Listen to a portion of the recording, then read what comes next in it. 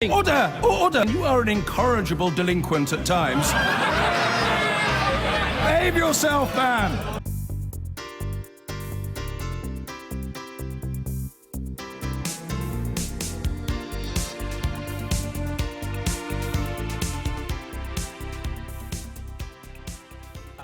Now, remember this. We can now say the decision taken in 1975 by this country to join the common market has been reversed by this referendum to leave the EU. We are absolutely clear now that there is no way that the Remain side can win. Well, that was David Dimbleby 2 years ago this weekend, and this is how events unfolded between then and now.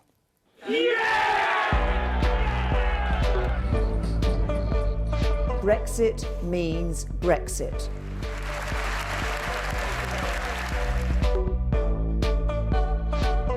What I am proposing cannot mean membership of the single market. Tonight at 10, we're at Westminster on the day the United Kingdom started the process of leaving the European Union. I'm deeply sad. In 2 years from today, we're going to be an independent, self-governing, democratic, normal nation. It is a hung parliament.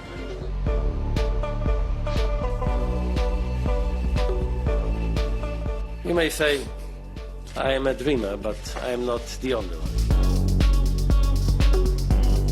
The UK will honour commitments we have made during the period of our membership.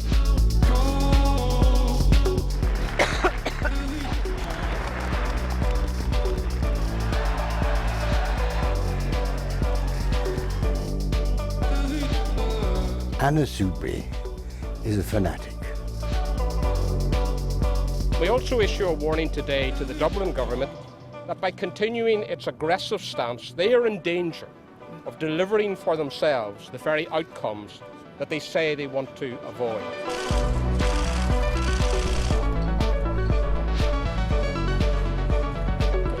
It's been a slog to get this far, but their words this morning are part of our history now, the official end of the beginning of our departure from the European Union.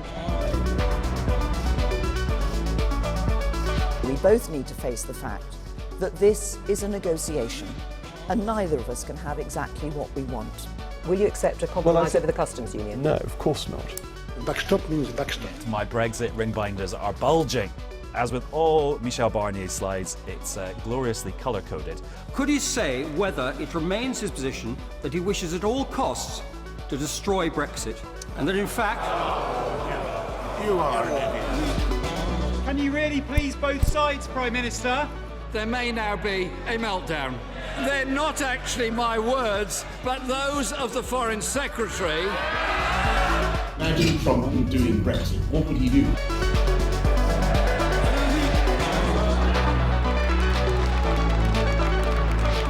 We could collapse the government, and I can assure you I wake up at 2 a.m. in a cold sweat. They agree to the amendments made by the Lords, their amendments made in lieu of the amendment made by the Lords, to which they disagreed, with amendments.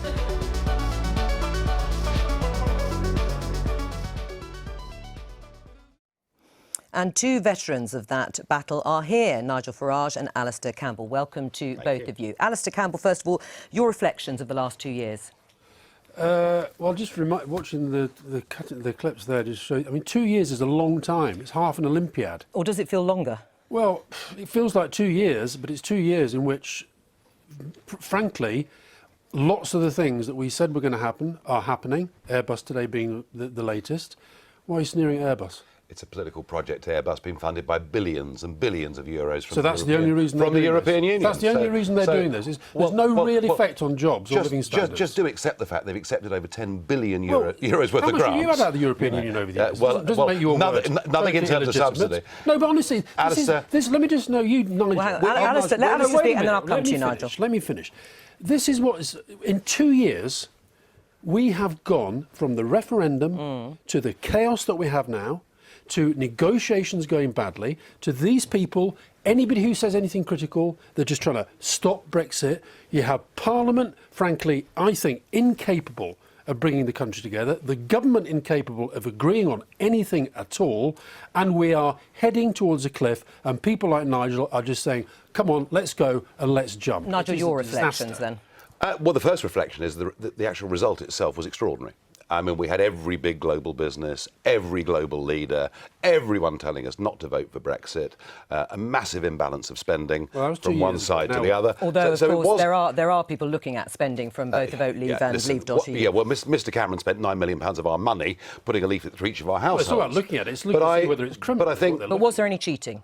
No, of course not. Although, you know, I don't know how much George Soros spent on their side. All of that will come out in the wash. All of that will come out in the wash. But it's in some ways it's not surprising that you've got the political class who are very wedded to the European project, trying to prevent Brexit from happening. But I suppose the real problem, where we might agree, is I think the leadership, frankly, from Theresa May has been pitiful.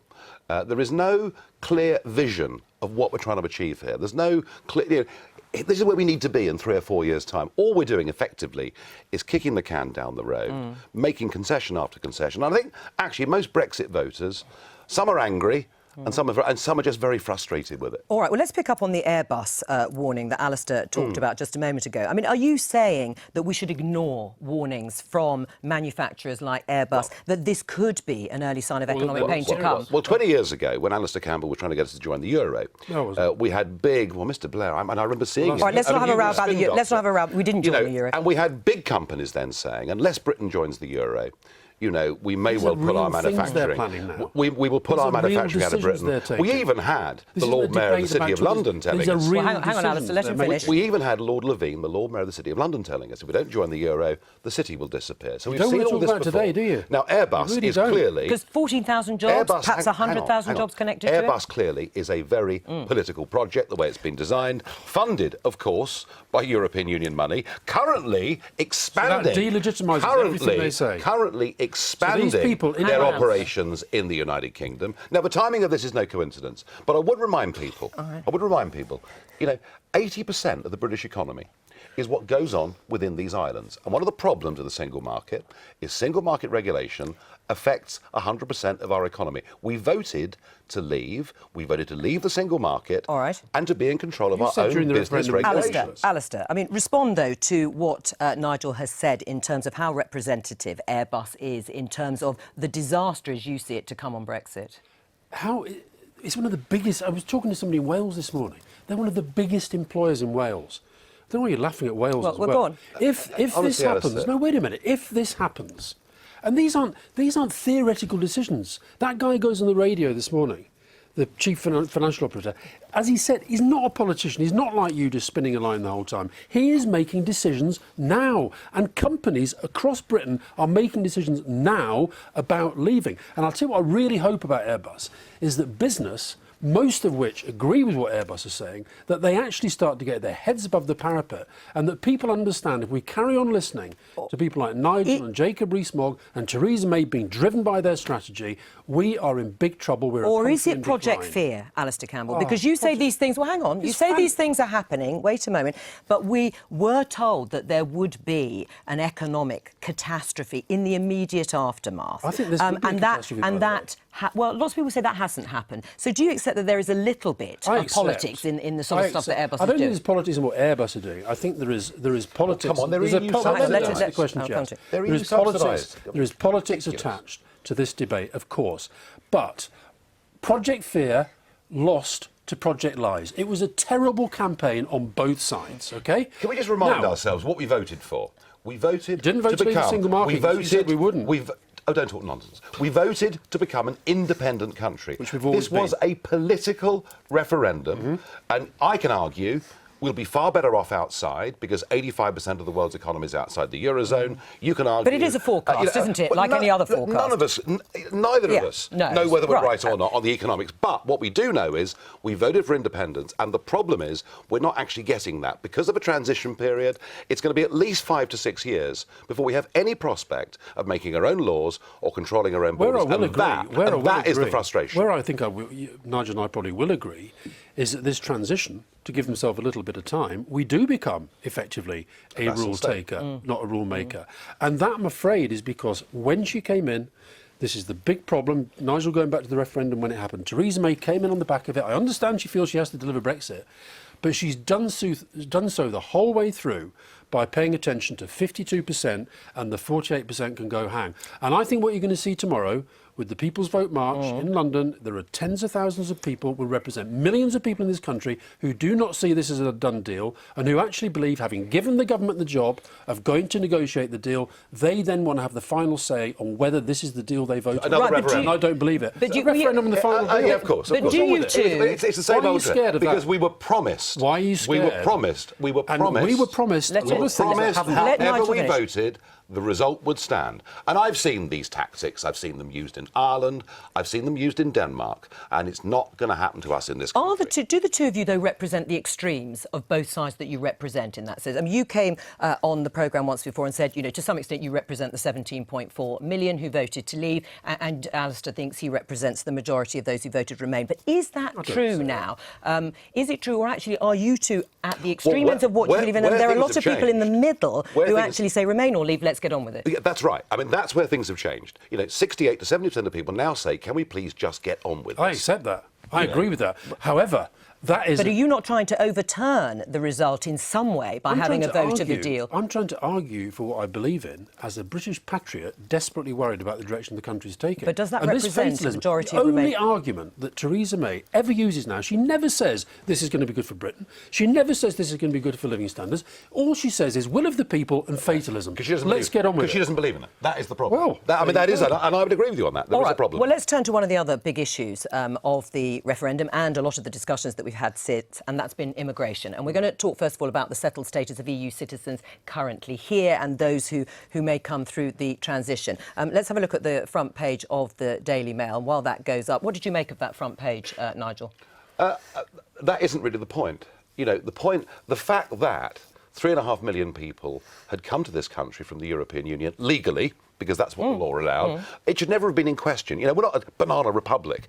The question was, what would happen hereafter? And from what I can see from Sajid Javid's comments yesterday, the open door continues for at least another 3 years. No wonder she needs 20 billion more for the health service. Our population is rising by 500,000 a year. And, you know, we haven't even been promised that after 2021 there'll be any controls put in place. And that, to me, frankly, is a big betrayal. Well, the government said there would be controls. We don't know what they are. It's true. What do you think about the front page and the announcements on the EU citizens' rights? Well, I think it's always worth paying more attention to the announcement than to what, you know, the evil putrescence that is Paul Dacre thinks about it.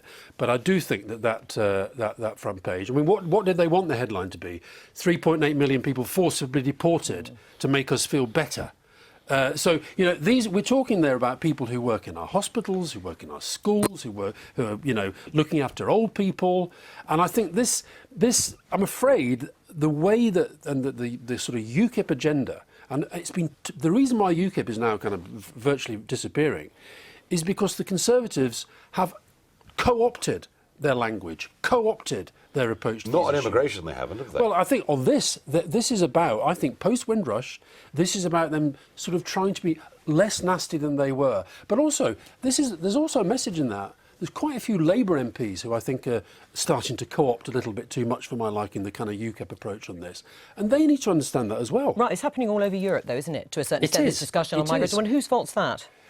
I don't think fault's kind of irrelevant to this. It is happening. I mean, Putin and Trump are the kind of apogees of this sort of movement towards what I see as nationalist authoritarianism, and I think we have to be very, very careful about it. Alistair, people want to live in nation states. They are quite happy to Doesn't cooperate. mean they don't want to cooperate. No. They're happy to cooperate. They're happy to trade.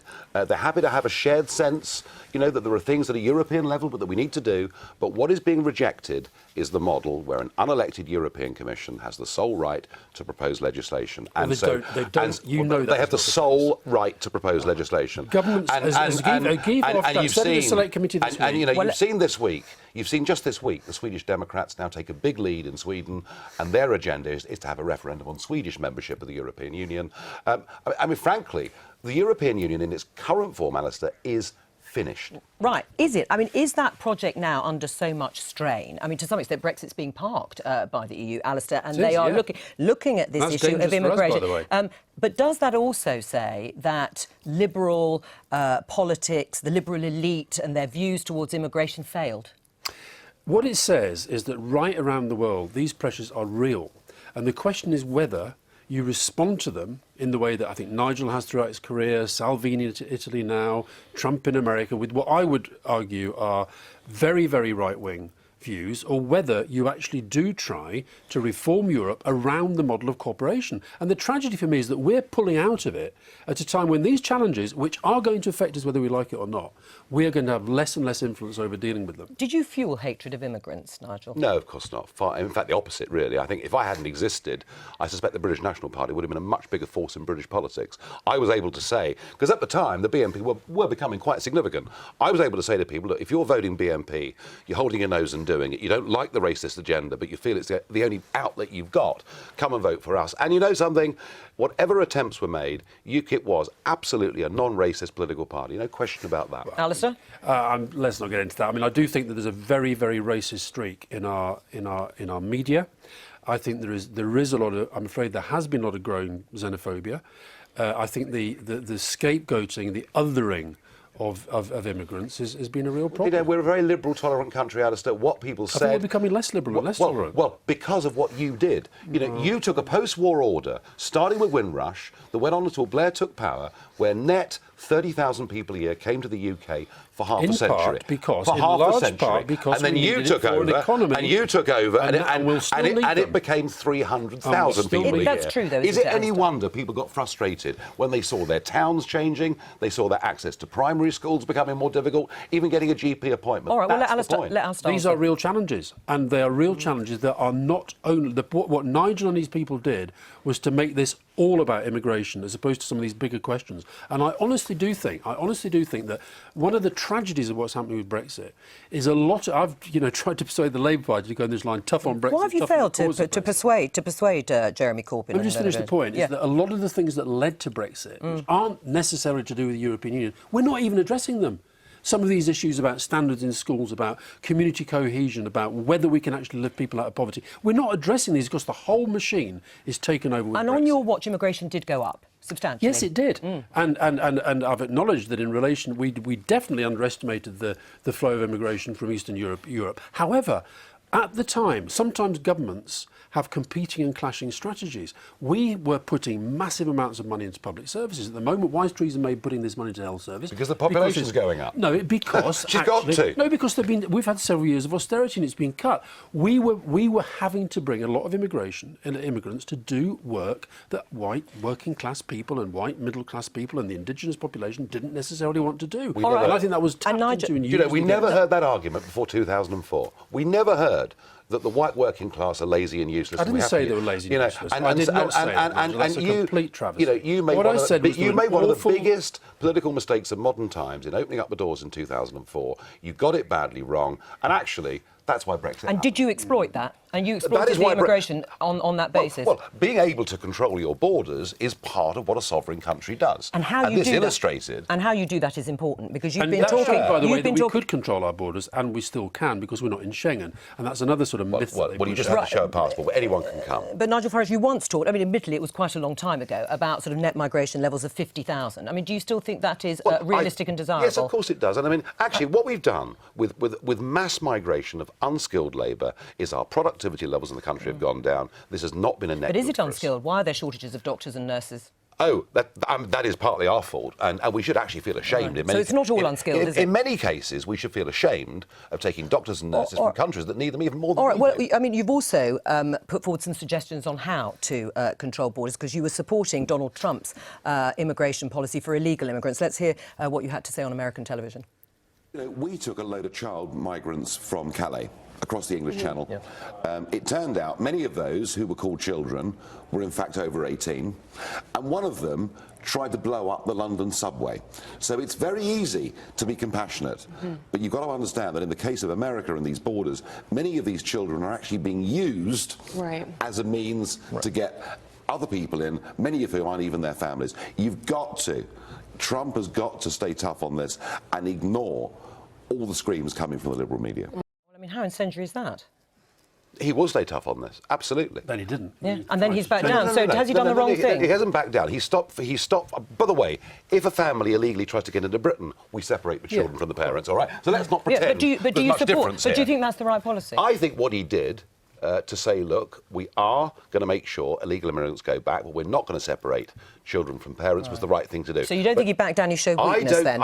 Honestly, I don't think Trump will back down on this issue one little bit. But he has, in terms of separating families. That's what caused the international outrage. Yes, and by the way, Obama was putting children in detention centres as well. But the difference there was that he let those families into the country in order to get around it. That's the difference. Let's not pretend this is just Trump. But it is, nobody's pretending it's just Trump. It's also about how he is now seeking to use that issue for his own political ends.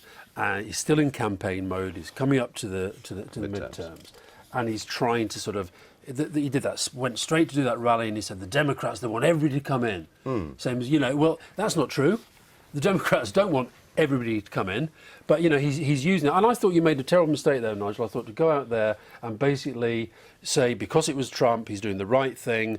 You cannot justify what we have seen recently. You cannot justify. It's gone. He's changed it, but he will make sure illegal families do not come into America. But he's changed it. He was elected. He's changed it. They will not be coming into America. They just won't be separated. But he's not going to go soft on it. 70% of Americans want tougher controls. With the greatest respect to you, Nigel, nobody really cares what you think about immigration anymore, because the fact is the tanking of UKIP support after Brexit shows that UKIP did not represent ordinary voters' views on immigration. It feeds your kind of total misrepresentation of Brexit voters to say that we're all UKIPers. I mean, we started this conversation by talking. We started this. Your mischaracterisation of Brexit, your continual mischaracterisation of Brexit voters as sort of racist and ignorant is well known. Is well known. Let's not beat around the bush. I'm not having that. And you'll let me finish my point. No, I won't. Yeah, you will. Well, hang on, Ella, answer that point about people being racist. That Alastair characterises people as racist. When have I ever, your commentary over the last two... When have I ever If you'll let me speak. If you'll let me speak. Alistair, you've asked her to justify it. I understand the question very, very well. Right. I know I said a serious thing. When have I ever said racist or ignorant? Ever? Right. Publicly or privately? Just ask me that question. Your commentary over the last... It's well known that your commentary over the last... When have I ever said that? Zip it for a second, please, Alastair, and let me talk, right? We'll have to talk afterwards. The commentary of you and people like you over the last... And it does get Brexiters angry, right?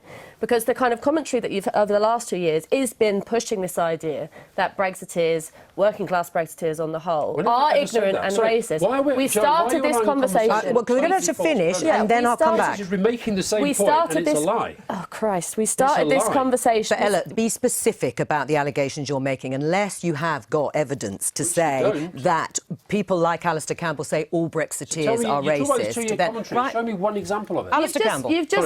Thank you. You've just, in the discussion with Nigel Farage... I don't let lies go. Wow, you've got a word vomit problem. Hang on a second. No, I don't let lies go. Listen, you justify what it's not a lie. Ella, do you want to retract what you said, or are you sticking to it? I don't want to retract what you said. OK, fine. Well, that still stands. Right. The point that I wanted to make before I got so rudely interrupted is that we started this conversation talking about the fact that what is it 2 years after Brexit that we should be thinking about? It's the fact that ordinary people, Brexit voters, have from the first, we've vanished into thin air. We're not part of the conversation anymore. No one is talking about why we voted for Brexit, about sovereignty, about democracy. It ends up in squabbling politicians and commentators talking about how, much we hate immigrants. That's ridiculous. Well, there's been a lot of talk. There has been a lot of talk about sovereignty. You seem to comment on things that don't get... Let Raphael speak. May I interject one thing in this, something that has definitely been said, because it's been said around this table, and it's not an ad hominem comment about Nigel, but what he said was illegal families. Now, families are not illegal. The method by which they migrate into a country might be illegal. And we've had this long conversation about immigration. And frankly, what we've seen happening in the US, particularly with the detention centres separating children from their parents, these weren't screams of liberal media, these were screams of actual children. And a very clear lesson from the 20th century and the beginning of the 21st century is that when you go down the route of dehumanising people, projecting people in a way that basically strips away their humanity, talks about them as units in some kind of political calculation, that is a path towards atrocity. And the fact of the matter is, we can debate about methods of immigration control or how to respond to the legitimate concerns of people who are worried about immigration. But right now, what we are seeing is a discourse that historically has been proven to lead towards atrocity. And I do not think history will judge us very well if, as some people around this table might be, are seen to be complicit in that process. Maybe not in 2 years, maybe not in 5 years, but in 10 years' time, we will look back and the UK politicians who currently support Donald Trump will be footnotes to a very tragic story in the history of the American Republic. Well, maybe that's why the President intervened and decided his authorities were not doing it the right way, and he's changed the rules, and families will be kept together. The President did that. But do you subscribe to the language that illegal immigrants are animals? Some of them. You've talked about swarms before. Yes, you talked about us being swamped with immigrants. Oh, swamped, yes, of course. And that's a word that previous prime ministers have used, you know. Right. So it's not exactly outside the mainstream debate, but can I just make it very fine, because we're almost at the end of the show. I think Raphael's onto a really big point here. We are normalising Trump. We are normalising actions and language in our own politics now, including with Theresa May with her nonsense about the Brexit dividend and so forth. We are normalising the step-by-step degradation of a whole group of people that I think, I agree with Raphael, I think it could end in a very bad place. We will get you both back on. Maybe in another 2 years. Anyway, oh no, you're staying. I forgot about that. You're staying till the end of the show. Now, not everyone is obsessed by Brexit, as you two are, or everyone around this table. That was Love Island contestant Hayley Hughes there, and she's back in the big wide world, and she joins us now. It's becoming quite crowded in here. Welcome. It's a shame we couldn't get the daily politics in the Love Island villa, or maybe not with this particular crowd. But luckily, our man Adam Fleming joins us from equally glamorous surroundings in Brussels, and can answer Hayley's burning questions about Brexit. Now, first of all, Hayley, do you care about Brexit or not? I do care about Brexit, I just don't have an understanding about it. So hopefully Adam will learn me more. Fire away. Ask him. So, in a nutshell, what is Brexit? So Brexit is the process where the UK will leave the European Union, which has currently got 28 members, and after the UK goes, there's going to be 27 of them. But you can't just walk out the door. There's lots of loose ends to be tied up, and that's what they're doing now. They're having negotiations, talks about how to tie up those loose ends. And then once those talks are finished, they'll then have another set of discussions about what the future relationship between the EU and the UK will look like well after Brexit. So Brexit is just the name of the process and everything that entails. Go on, Hayley. So, how will it affect my life and everybody else's? Badly. Stop it, you two. It very badly. All right, we've got very badly and very well here, Adam, in the studio. So yeah, let Adam do it. Yeah, shush, Adam. Do you know, the easy answer is it depends, because it depends on what you do in your life, what job you do, where you go, what you want to do in future, and then it depends on what is actually agreed between the two sides, and that could be quite a long way off.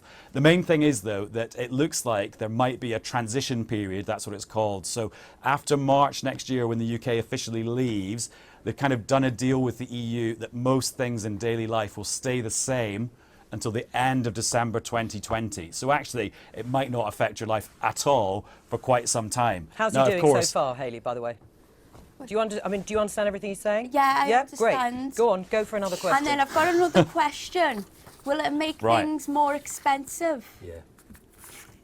No, that also depends, because some people would say things are already more expensive because it's affected the number of euros that the pound can buy. So actually, if you do go on holiday, it might be a little bit more expensive because of the change of the exchange rate. Then people will say, actually, it comes down to loads of complicated things like what kind of trade deal do we do with the EU that affects their products, and then what happens to the UK economy as a result, what happens to the rest of the world economy. And the problem is there's so many factors go into what the cost of things are that it's kind of impossible for me to say, although you talk to people like Nigel and Alastair Campbell and they'll definitely have a view. Yeah, which will take about 4 days to tell you. Hayley, what about a question on something Adam might know slightly less about, which is Love Island? Ask him a question about the programme. OK. Who's your favourite couple in Love Island? Come on, Adam. I've lost track of who's coupled up with who, but obviously I've got to say that, I mean, if Adam were to win, that would be pretty good for Adams everywhere, apart from the fact that some people think he's a bit evil. That's very good. And what about you two? Ask them, what do you know about Love Island, you two? Absolutely nothing, apart from the fact that Hayley said something about Brexit a few days ago. Showing some interest in something. Nigel? Well, I mean, I haven't really been a fan of it, but having sort of researched it a bit this morning, it sounds like rather good fun, actually. It is fun. Yeah, I like it. To watch or go as a contestant? Well, I might get invited on, you never know. I doubt it, but you know. You want to get this new newspaper. Oh, Alastair, we're not doing any product placement. Love Island, you two. Fans? Die-hard fan. Die-hard fan. And what about you, Raphael? Sadly not. As I say, the idea slightly kind of appeals, but I've basically Big Brother was the last time I really obsessively followed a reality TV programme, so I'm way out of date. This is much better than Big Brother. Do you think they need to talk more about Brexit on Love Island? Both. I think for younger people to have more of an understanding about Brexit, but since I've got to learn about it, I'm actually finding it really interesting. Great. Well, Adam can spend hours with you about it. Well done, Adam. Thank you for coming in. To everybody for being on the show. Not that binder. That's it from all of us from our Love Island here on the Daily Politics.